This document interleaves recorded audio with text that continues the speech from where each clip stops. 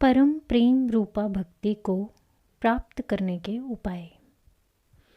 वैसे तो जितनी भी साधनाएं, उपासनाएं, यौगिक प्रक्रियाएं, चिंतन मनन, पठन पाठन, जप कीर्तन हैं, सभी परम प्रेम रूपा भक्ति की प्राप्ति के लिए ही हैं।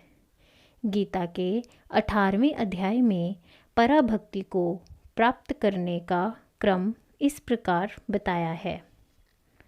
सर्वप्रथम अपनी बुद्धि को शुद्ध करें। धैर्यपूर्वक सात्विक धारणा से अपने अंतःकरण को वशीभूत करें। शब्दादि विषय को त्याग कर दें तथा इस प्रकार राग और द्वेष के भावों को चित्त में से नष्ट कर दें। एकांत तथा शुद्ध देश का सेवन करें। हल्का, सात्विक तथा कम खाएं। इस प्रकार ध्यान योग में तत्पर बना रहें एवं अपने आप को परिपक्व, विवेक युक्त वैराग्य से संपन्न करके साधनरत रहें। इस प्रकार धीरे धीरे वह अपने मन से अहंकार, बल, दर्प, काम, क्रोध के संस्कारों के संग्रह को त्याग देने में समर्थ होगा। तब उसके चित्त की महिमा रहित शांत अवस्था उदय होगी तथा उसका चित्त भगवान के भजन ध्यान में निरंतर स्थिर होने के योग्य निर्मित होगा।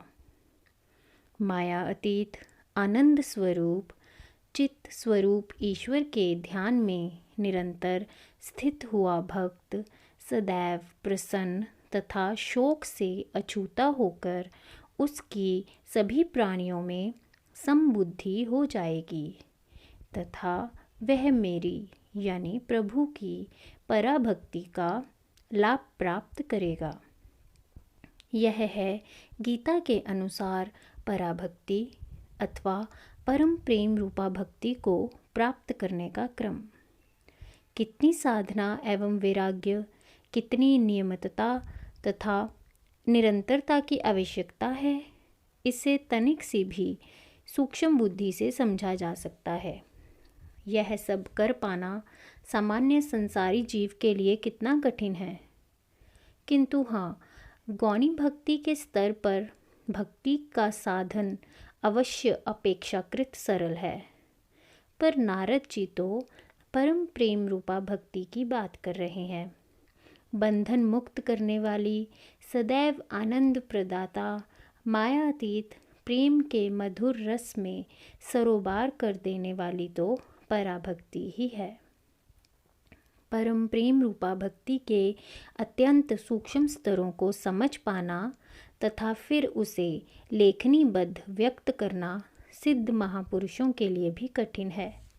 इसीलिए तो गीता में भगवान ने इस विद्या को गुप्त विद्याओं का राजा कहा है।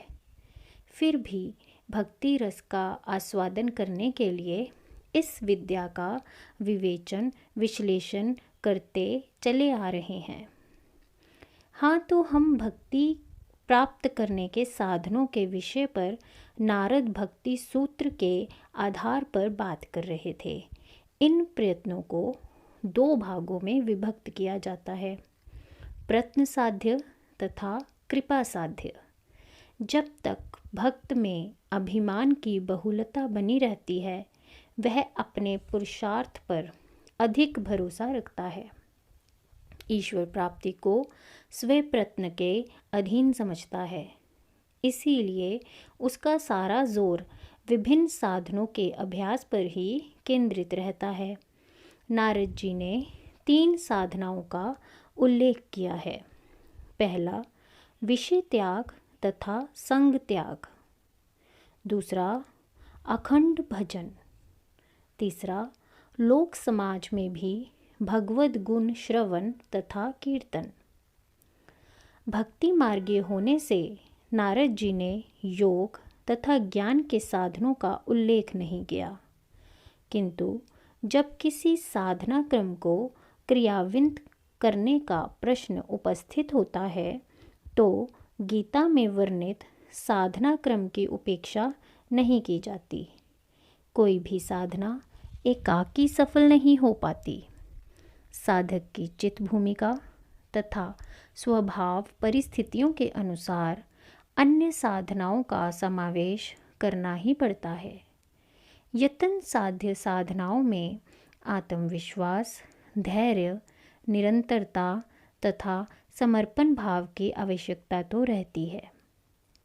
धीरे धीरे चित्त में रज तम के संस्कार कम पड़ते जाते हैं तथा सत्व गुण के संस्कारों की वृद्धि होती जाती है।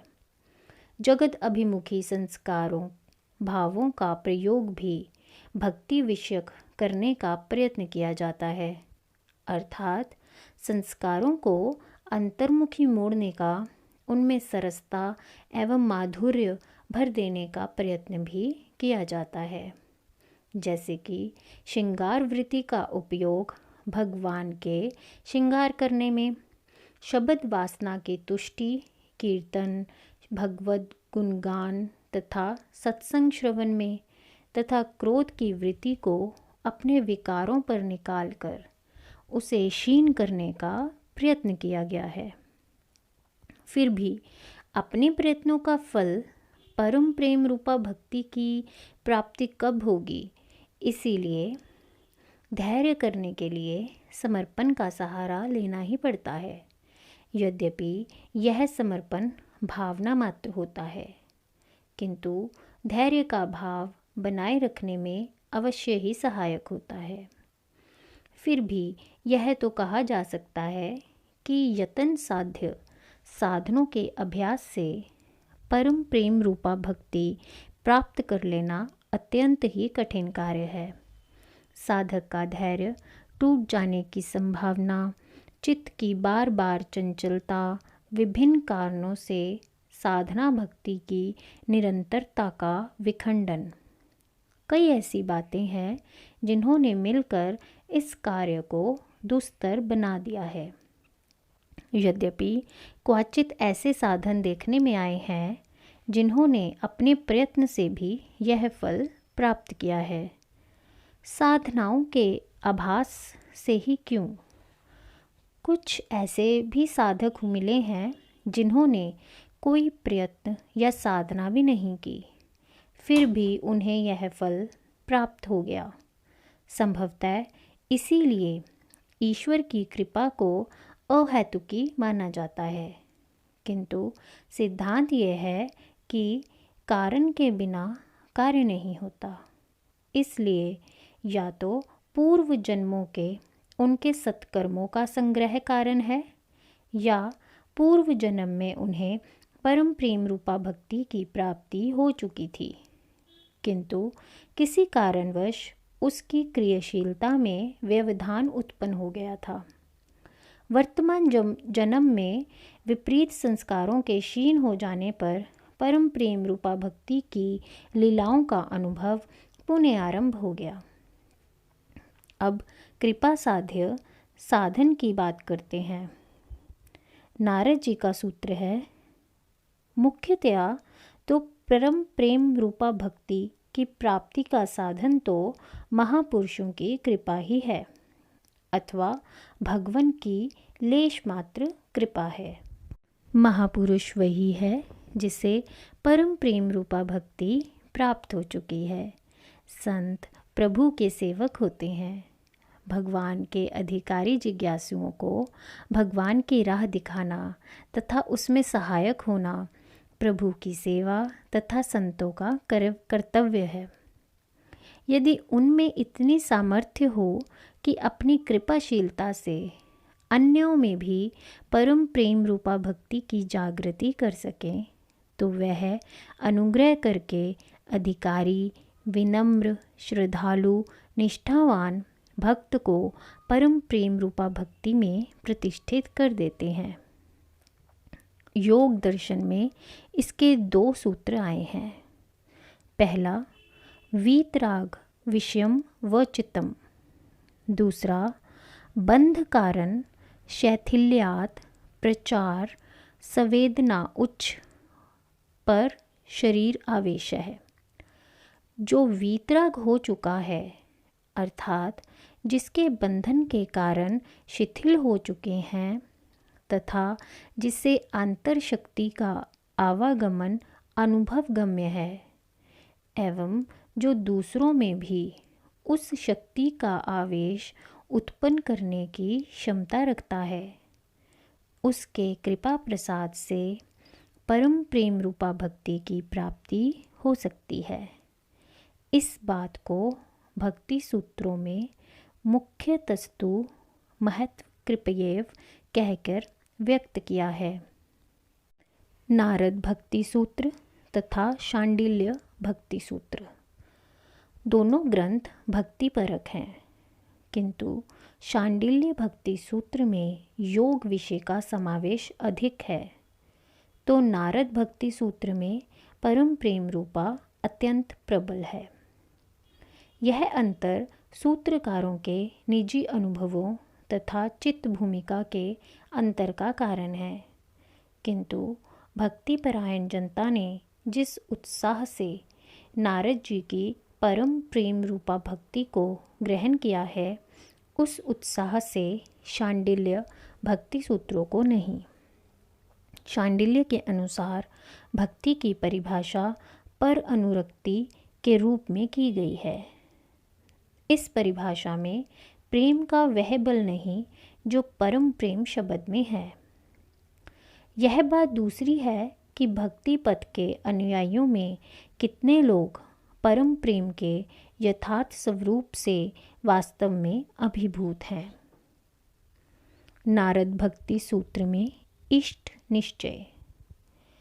नारद भक्ति सूत्र में किसी देवता या भगवान के स्वरूप विशेष का उल्लेख कहीं नहीं किया गया है।